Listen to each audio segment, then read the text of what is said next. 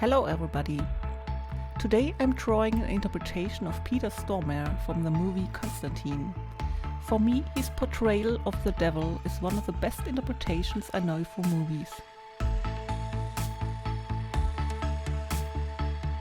I have actually drawn Peter several times, but so far only with real paint on canvas and not yet digitally.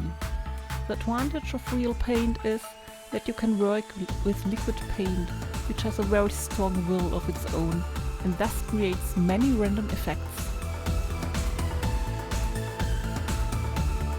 In this way you can let yourself be guided by the moment and don't have to find your own interpretation.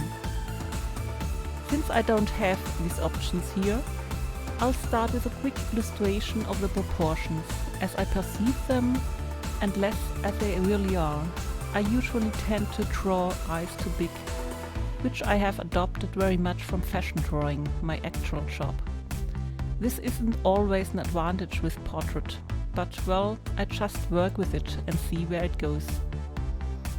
In order to create a little more restlessness and complexity, I start with an uneven setting and work my way up to the highlights. A pleasant way to work is to first work out the plasticity through lights and shadows and then deal with the colors separately.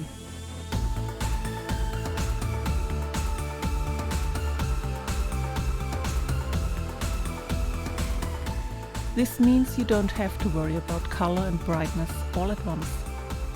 In this case, I try to use color aggressively by contrasting neon colors with shades of gray.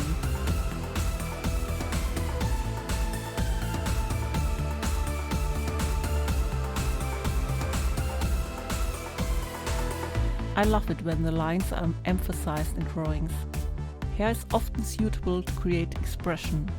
I also like to leave the first guidelines visible that I set up for the construction. This is my interpretation of the devil from Constantine.